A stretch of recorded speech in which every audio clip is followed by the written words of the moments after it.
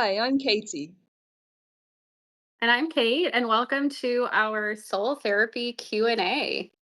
So, we've gotten lots of wonderful questions from people, and we picked out a few that we think lots of people could recognize or find themselves in. So, if you don't find yourself in one of the questions, keep listening, keep watching, because there's a lot more to come. It's not all on the same trend. So, our first Mhm. question is, how do I know if I'm settling in life? How do I know if I'm living my best life or the life I'm meant to? Ooh, that's a good question. And honestly, I think it comes down to how you feel. Like, when do you wake up every day? How do you feel? Are you excited? Are you motivated? Or are you like, oh, I have to do this again? Definitely. Yeah, I totally agree with you. I think it's looking into yourself, maybe taking some time out as well for you, rather than spending all your time with others. Sometimes we spend time with others because we really, really want to. And sometimes we spend time with others because it's a bit of a distraction. It's the same with work. Anything that we can move into in life, we can distract ourselves with. So just taking doesn't have to be too long. It could be half an hour, it could be a couple of hours, but taking some time just to be on your own and think, yeah, am I enjoying this life I'm living? Yeah, that's a really good point. Distraction. And I think we almost like subconsciously do it. Like, I don't think we consciously do it sometimes. It's almost like a subconscious thing and a defense mechanism of like sometimes we don't want to face the truth, even though like we might know what the truth is, but we're not ready to face it because that means we might actually have to change, and change can be uncomfortable. Right. So people love to kind of stay in this cycle of doing the same thing because it's comfortable rather than what they truly want to be doing.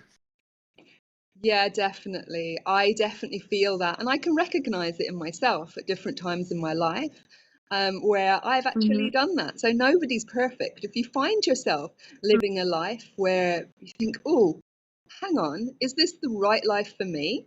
It might be a life that was right for you at one point in time. You might have fully created it. It might be everything you once dreamed of.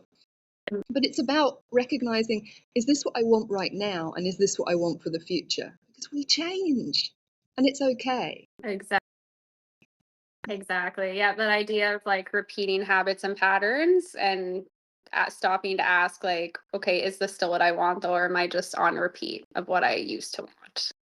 Definitely. And I Yeah. think So I think yeah, just take that time and spend a couple hours by yourself. And also, a good sign of that you are on repeat and not living the life you're aligned with is to ask, do those daily check-ins. How am I feeling right now? Am I feeling motivated, or am I feeling just kind of like I'm going through the motions? And if you're constantly doing those emotion check-ins and the answer is like going through the motions, not feeling super excited about life right now, that's probably a good sign that it's time to stop and reflect. And I think it really depends as well. Is it one thing that's getting me down? Because sometimes it can feel like, oh, I don't like my life. I don't know where this is going. I don't know how I got here. But the thing is that one big thing can really drag you down, or even one small thing that comes up often. So things like we Mhm. know certain things that get us. If there's a problem with the plumbing and the water, oh, that can get us really quickly. If we can't have a nice shower every day and kind of, lots of good running water in the tap.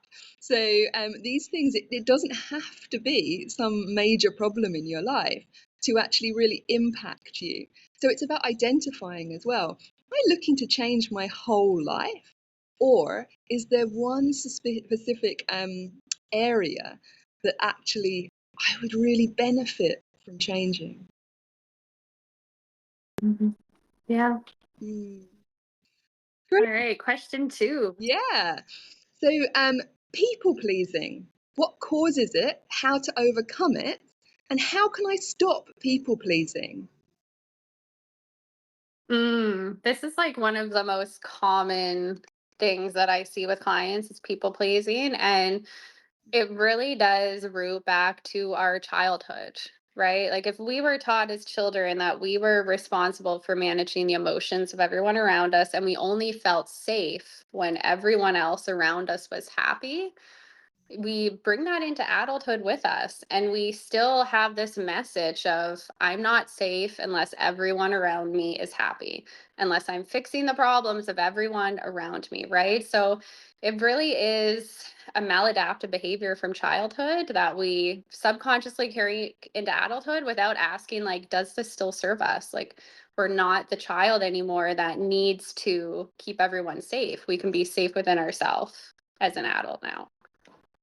Definitely. And I think there's also an element to it about feeling that if I can solve everything for everyone else, everything will be fine and everything will be perfect, without recognizing that focusing our lives around making other people's lives good actually can end up with us abandoning who we are.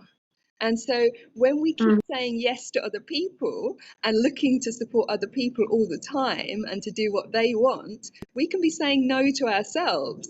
And that can feel terrible, even when we've made the other, or if we make the other people happy. Yeah, and it's like, what kind of message is that sending to yourself? I come second. My needs aren't important, Mhm. right? And that really erodes self-respect, it erodes self-esteem, and it erodes self-worth. Yeah, absolutely. And I think if we're looking at how can I overcome people pleasing, I think again, actually, I had a little bit of an issue with this in my life as well. So I have some personal experience. But I think one of the things I did again was take myself out of interaction with others all the time. So yes, most Mhm. of your life you're in interaction with others for most of us in one way or another, whether it's online or whether it's in person, whether it's family or whether it's colleagues or whether it's strangers. But I actually made some space for myself, just a small amount of time, kind of half an hour every day. And in Mhm. that, the only person I was pleasing was myself.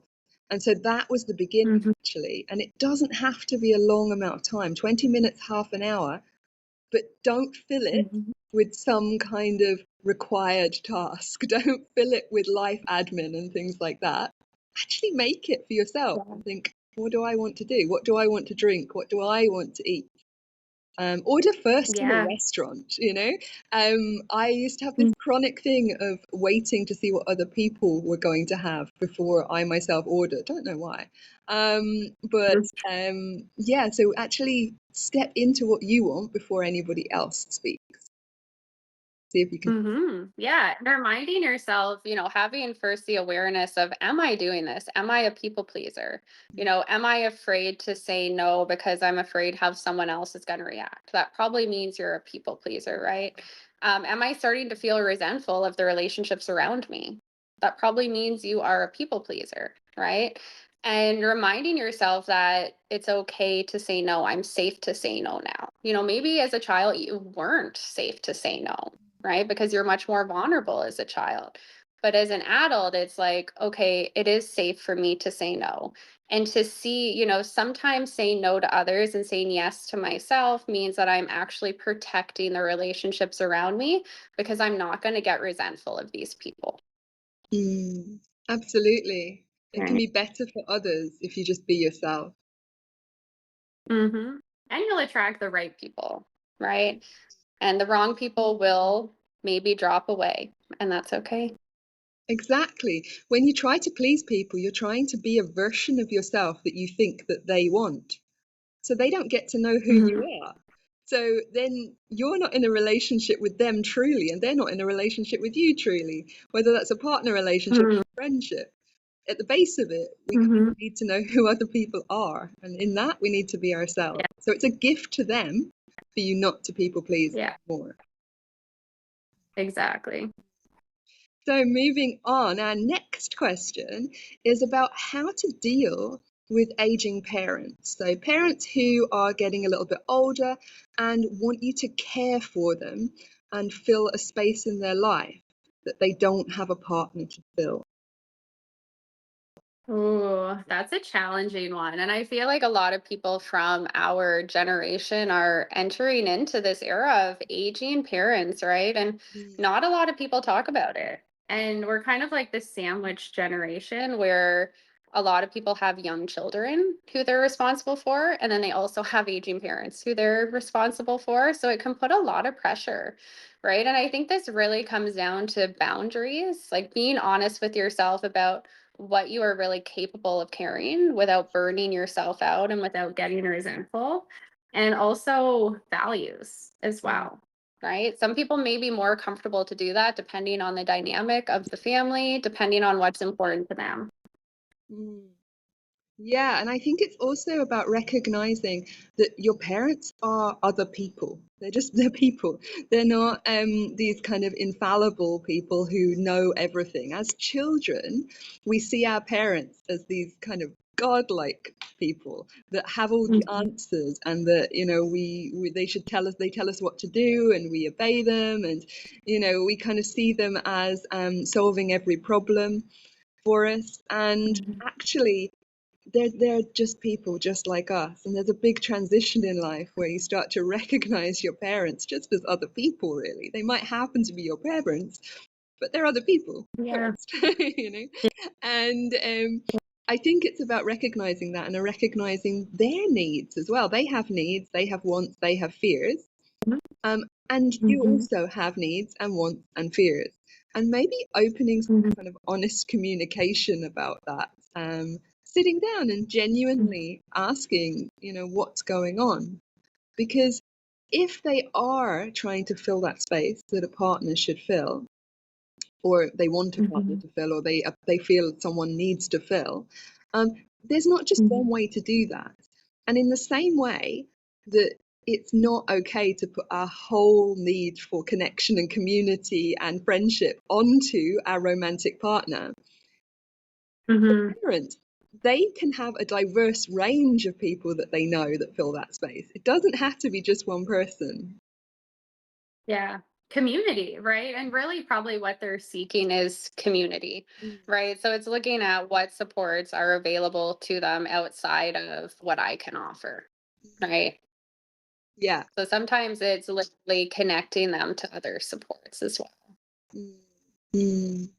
Yeah, I think Yeah. it's about what's available. What is available, what can Mhm. you achieve, what's sustainable as well. Because we can make some short-term plans, but actually, is that what they want? Or are they looking for some stability? Often we look for sort of more stability as we get a bit older. So they Mhm. might want something they know is going to be there every Tuesday or every Thursday. And in that way, joining a Mhm. community is probably much more stable. Mhm. Yeah. Let's move on to our next question. So our next one's a bit different. I have everything. So why do I still feel like something is lacking or not right, or I'm not satisfied? Mhm. You have everything. Well, this kind of reminds me of like the world we live in right now, which is like this world of consumption Mm, and material things, right?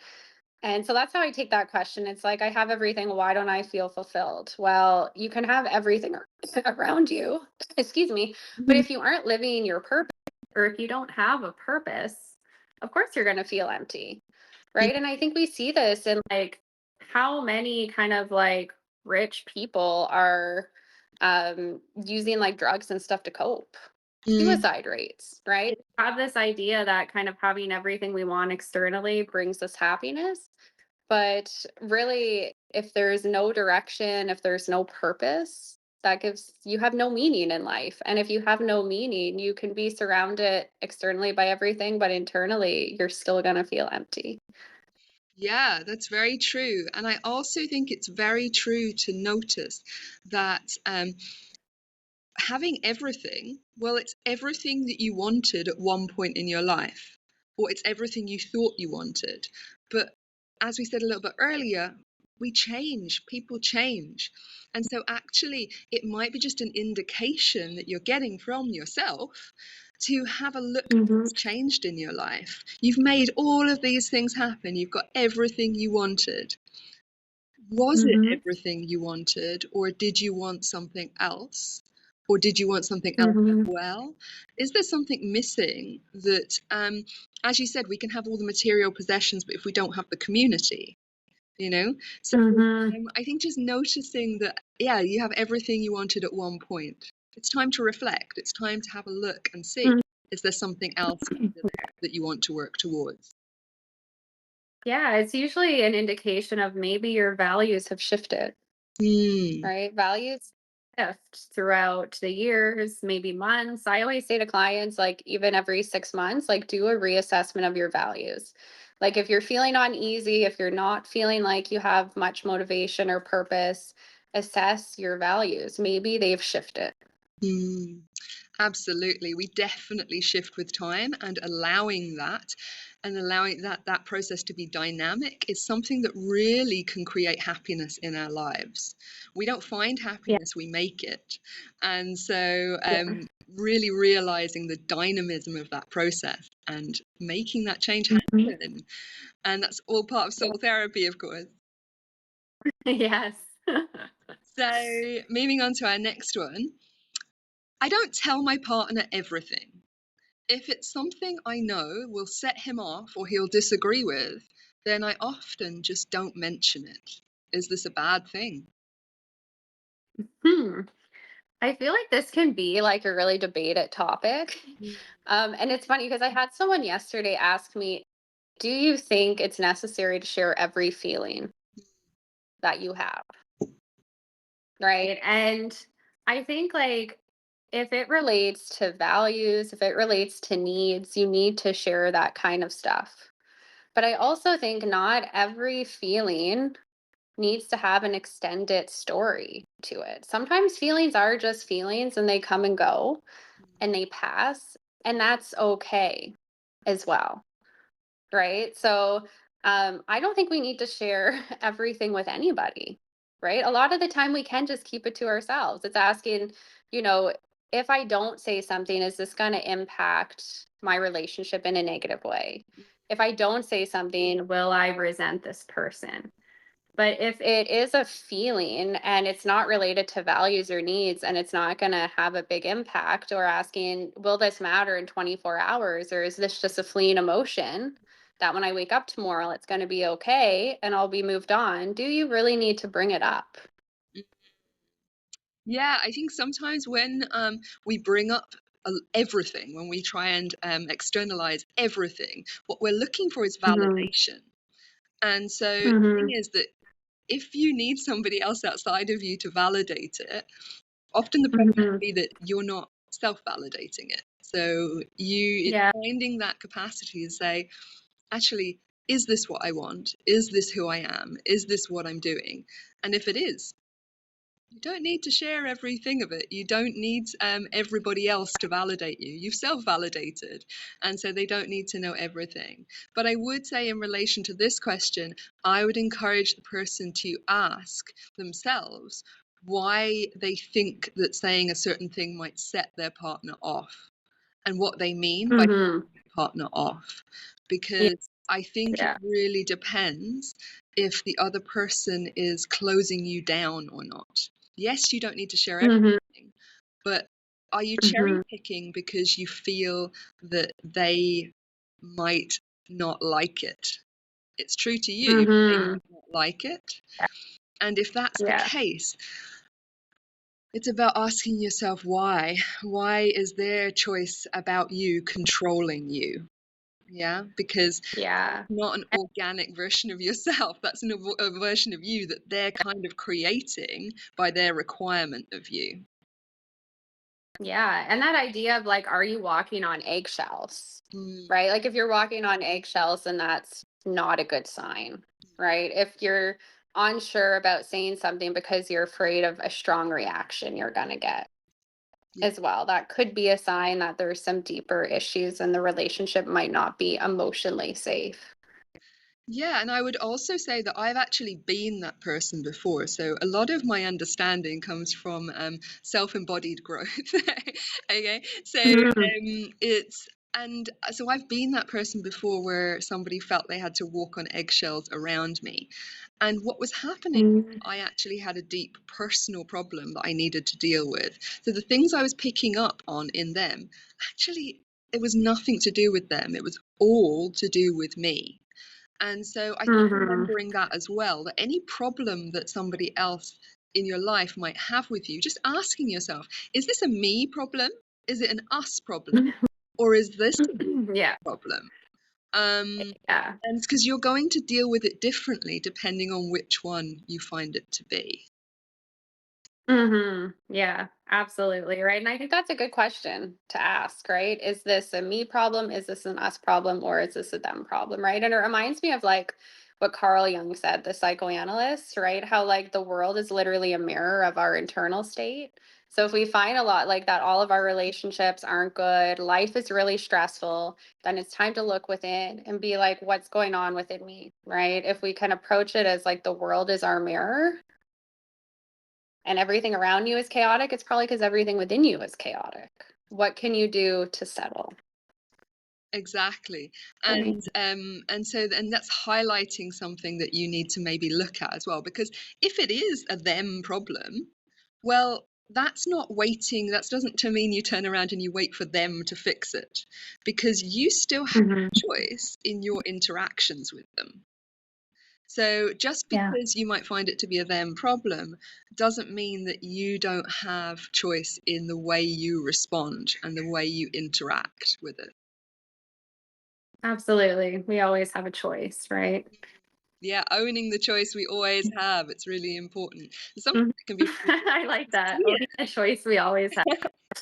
Yeah. It can sometimes be so difficult to see it. And I think actually sometimes that's where other people come in to maybe Mhm. highlight or help us notice, particularly professionals, to help us notice Mhm. where those issues are and what choices we have in relation to them, and help us maybe walk through the choices that we wouldn't necessarily notice and don't know if we really want to make, but the reality is we Yeah, want to be the other side of that choice. exactly. The only way out is through sometimes, right? Yeah, people don't like to hear it, but it's so true. But I think once you have Yeah. support, I think going through something with support is very different to going through it alone. And so, Oh, definitely. yeah, I think this is sometimes we really try to only support ourselves. I know that before I looked for support in other people, I looked for support in things like self-help books. Um, but Mhm. actually, I needed the more tangible support of working with somebody, and Yeah. recognizing what they could see in my life and working with that with them, working through it with them. Hmm. Yeah. So, our next question, what's the difference between a trauma bond and a real connection? Ooh, this reminds me of like what's coming up a lot and what's really hot on the internet these days is like attachment issues, attachment style. These conversations come up a lot now with clients. I think a trauma bond is an insecure attachment, right? It's like those relationships that are up and down. And it's like the typical I hear all the time, when it's good, it's good. When it's bad, it's bad. Right. And it's like, okay, so that's a trauma bond. It's not a healthy connection, right? Healthy connection is like think and feel stability, right? Like you feel safe, you feel stable. It's not an up and down, it's an overall things are good, right? It's not the nervous system like spiking and then not, and then spiking and then not. It's more of like think of a flat line, right? And a lot of people who have had trauma, they're so used to the up and down, it's all they know. And even sometimes if they enter into a relationship that has the potential to be stable, they will create that chaos because that's what they know, that's what they're comfortable with. So if someone always finds that they're creating chaos or they're in a relationship that is up and down all the time, it's a trauma bond and it's not a connection. And if we're attracted towards chaos as well, because that idea that's quite popular, of twin flame and being attracted to somebody Well, who really just elevates everything in you, but they're elevating your feeling of wanting to be with them, they're elevating your fear of not being with them, they're elevating yeah. everything. And so we're really just reaching those poles of very, very high and very, very low. And that can feel very desirable because of the highs. But it's about stepping Yeah. back and asking yourself, hang on, are the lows really that desirable? And we're being Right. that by things like film and television as well, because that's the drama. These are dramas that they're selling us, these kind of romantic comedies where people have these massive peaky lives where everything's amazing and then it's terrible. And this is actually done to draw us in that drama. Hmm. But the reality is you don't want to live these things necessarily. This is not necessarily what you want day to day, and it doesn't support you to be the fullest you want to be. So I think asking yourself, how am I when I'm with this person? Am I the person I want to be when I'm with this person? Yeah. And am I attracted to chaotic relationships? Am I attracted to chaotic situations? And if you are, that's probably a sign that soul therapy would be helpful for you. Yes, exactly. Yeah. Mm. And so our final question that we've got here is, how do I reparent myself when I feel triggered? So I guess Mm, this kind of is actually asking, I think somebody might have done a little bit more work on themselves before they ask that question, because even the idea of reparenting, not everyone's going to be familiar with. So I think this question is yeah. really asking what to do when I feel triggered and then how to do that. Yeah. And the idea of like, as soon as I hear reparenting, I think of inner child work, right? It's like giving that part of you, the inner child within you, what it didn't need.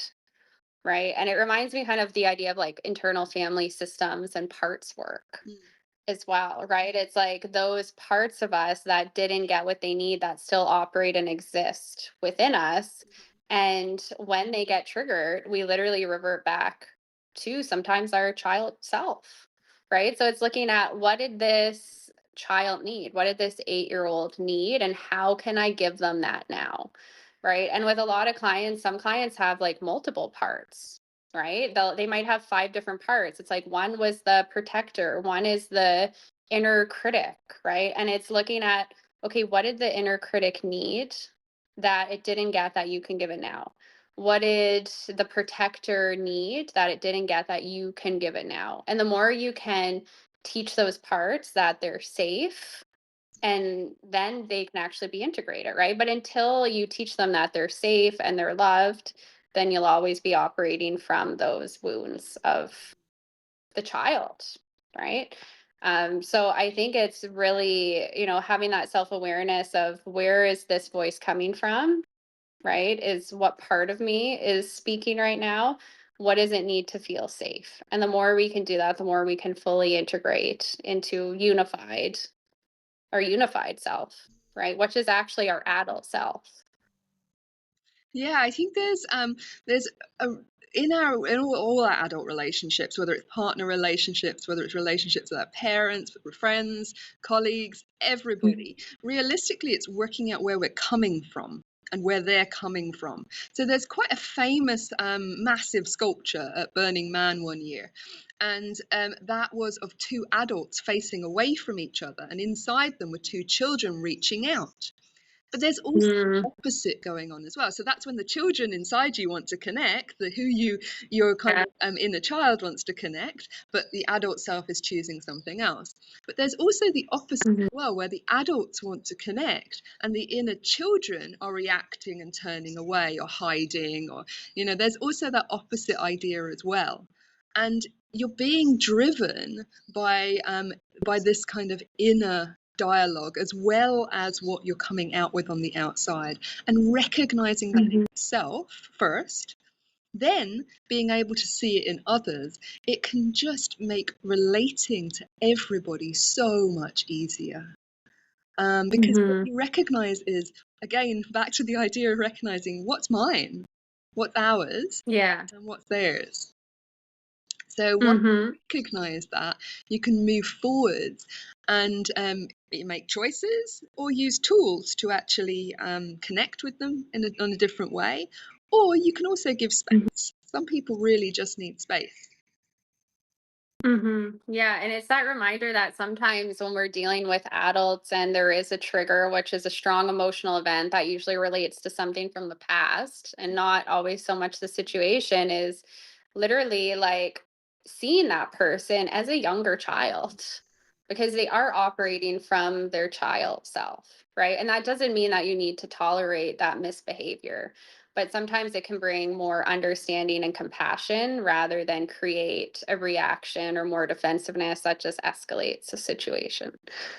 Yeah, that's really, really true. And I think that sometimes in that moment, it can be very difficult, even if we notice it, to stop ourselves, keep going forwards, like a rolling stone down a hill. It feels like, Yeah. can't stop what's coming next. But actually, one of the Hmm. tools I tend to use is I take a breath and I just try to notice around me 5 things I can see that maybe I haven't been focused Mm, on, and see if that kind of yeah. brings me down a little bit, gives some space. And then I go Yeah. for a kind of 4 things I can hear, And of course, you don't have to go all the way through with each sense, um, but Yeah. just taking that moment to take that time and make that Hmm. so that you can actually think about, are you helping yourself and the other person by what you're saying, or is it going to Hmm. be worse? Is it necessary? Yeah. Yeah. Is it kind? Is it helpful? Yeah. And so at that point, sometimes just Right. keeping going just doesn't really help us out. Yeah. Mm. Exactly. Well, it's been Okay. Well, thank fantastic. you everyone for joining our Q&A. And we're going to do more in the future. So if you haven't gotten your question in, drop us a question now. And I think the next one is going to be on dating and relationships. So any dating and relationship questions, definitely drop us a direct message and we will be happy to answer them. Yeah, and we do these Q&As through all the programs that we do. And if you want to join our elite membership, we do this on a kind of 1-to-1 basis, or 2-to-1 basis, if you like.